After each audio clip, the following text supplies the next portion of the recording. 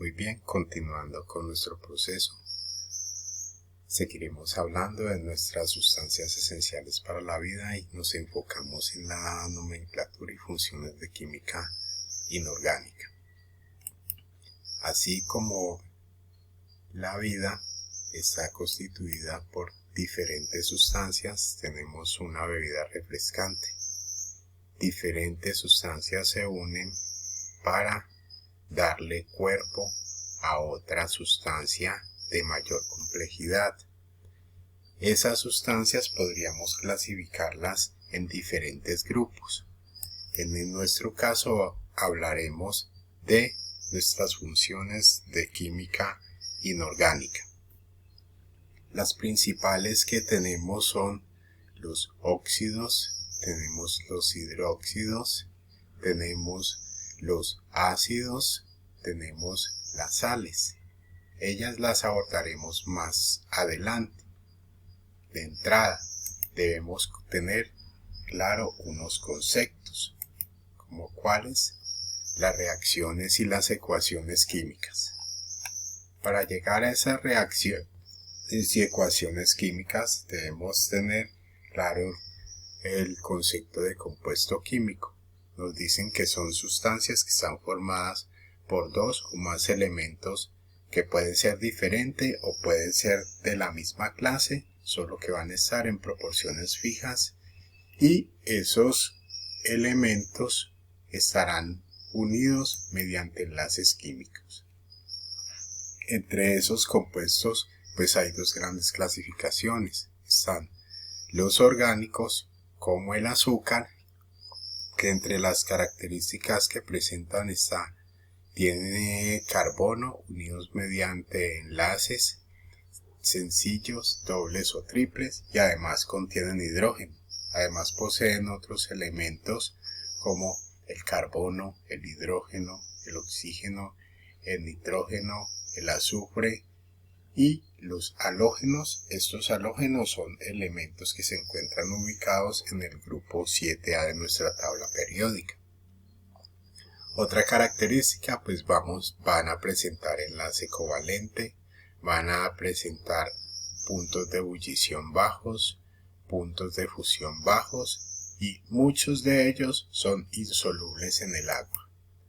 Ejemplo de ellos, pues tenemos lo que nos constituye y de lo que nos alimentamos todos los días.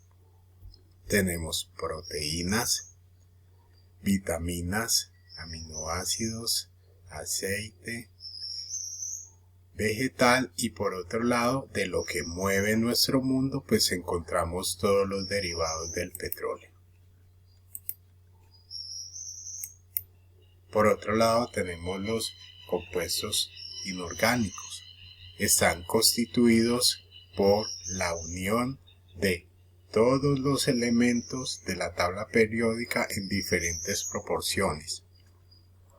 Pueden presentar todos los tipos de enlaces químicos: covalente, iónico, metálico, mixto. Tienen altos puntos de ebullición, tiene altos puntos de fusión y muchos de ellos son solubles en el agua. Algunos de ellos pues hacen parte de nuestra cotidianidad, como pesticidas que se utilizan en agricultura. Está la sal, los antiácidos, entre otros. Continuando con nuestros conceptos. Para poder llegar a esas funciones químicas debemos saber cómo ocurre ese proceso. Por ello vamos a hablar de los fenómenos físicos y los fenómenos químicos que hacen parte de nuestra cotidianidad. Un fenómeno físico: cuando cortamos una manzana, no ocurre transformación de la materia, simplemente tenemos dos trozos de manzana. Un fenómeno químico: cuando esa manzana, bajo la influencia o la reacción con el oxígeno que está en el aire, pues se empieza a transformar. Entonces ahí ya estaríamos hablando de un fenómeno químico. Eso a nivel macroscópico, a nivel grande, lo que nosotros podemos percibir a través de los sentidos, pero a nivel microscópico Esas reacciones químicas o fenómenos químicos se presentan, por ejemplo, en nuestra casa. En la mañana, cuando encendemos la estufa para prepararnos el desayuno, entonces reacciona el gas que está presente, que viene desde la refinería, reacciona con el oxígeno que está en el aire y pues solo necesitamos el punto de ignición o la chispa. Entonces tenemos inicialmente el oxígeno, el gas, ocurre la reacción química y al final vamos a tener productos completamente diferentes.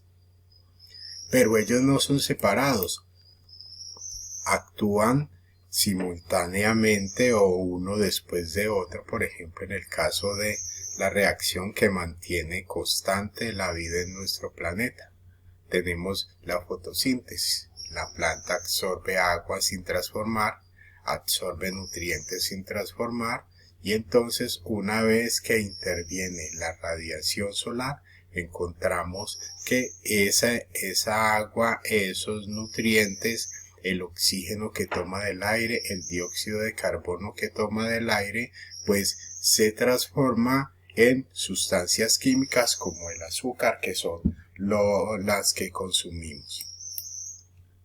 Entonces, esas reacciones químicas son transformaciones que se presentan a diario y que cambian la naturaleza de una sustancia por efecto de un factor energético.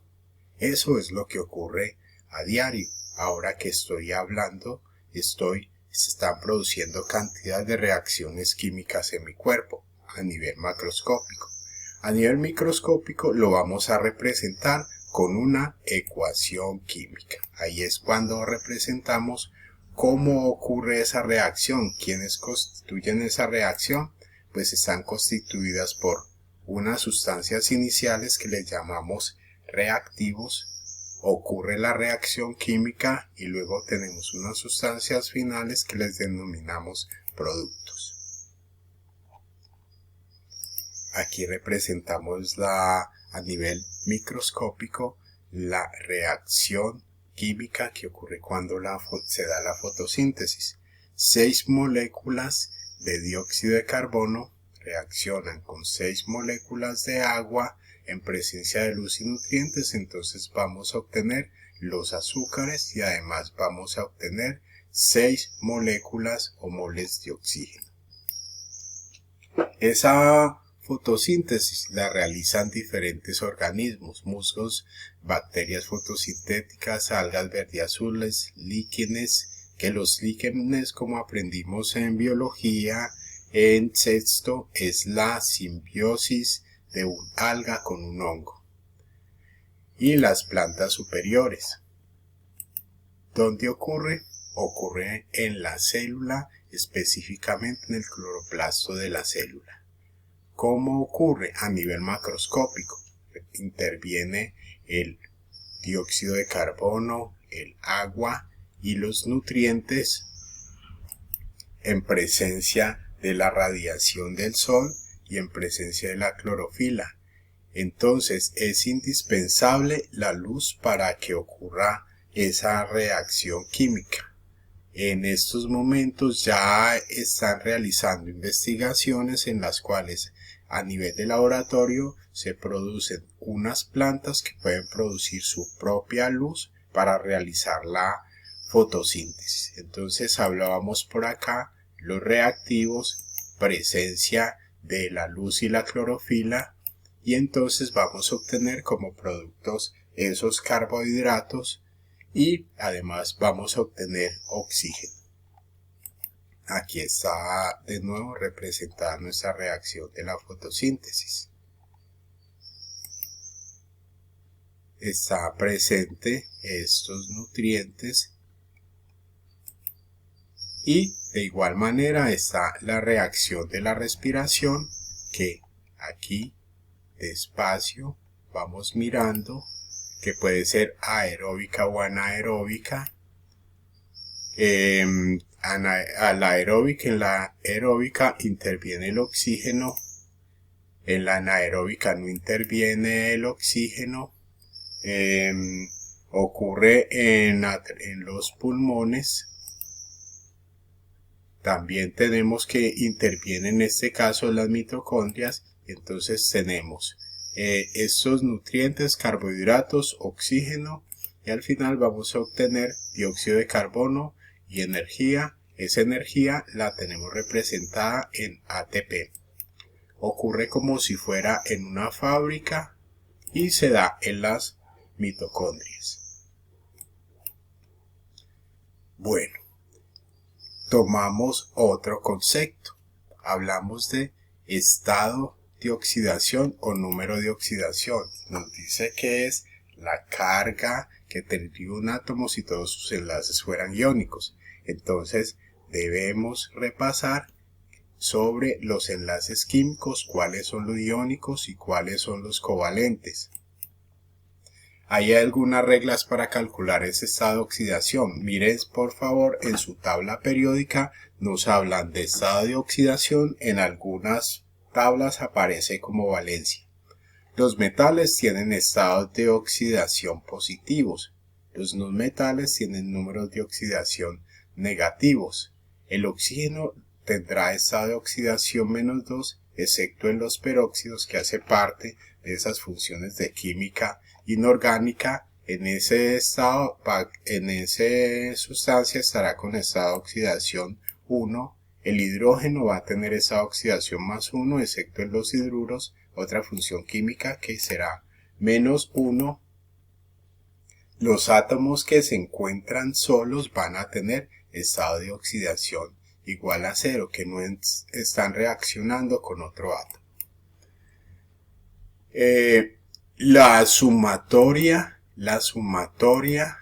de los estados de oxidación nos debe dar 0 cuando la molécula está neutra. Miremos un ejemplo por acá. Tenemos el cloro, miren en su tabla periódica que presenta 4 estados de oxidación, pero dependiendo de la molécula en la cual esté constituyendo, vamos a mirar cuál es el estado de oxidación. Tenemos aquí que nos debe dar 0 su estado de oxidación.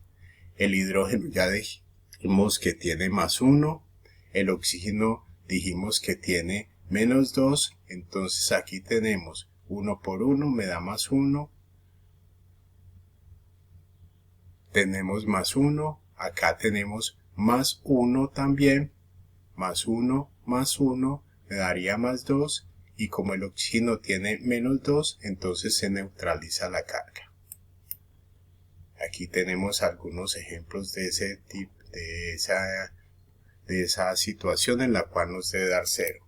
Entonces tenemos que en el caso de las moléculas neutras. Cuando estamos hablando de los iones, la sumatoria será igual a la carga del ion. Tenemos en este caso el cloro de nuevo. Tenemos que tenemos el ion que tiene una carga neta de -1. Aquí tenemos entonces el oxígeno tiene 2, tengo 3 átomos de oxígeno, 2 por 3 me dará -6, entonces para poder que me dé -1 debe tener el cloro 5 como estado de oxidación. Acá tenemos más iones.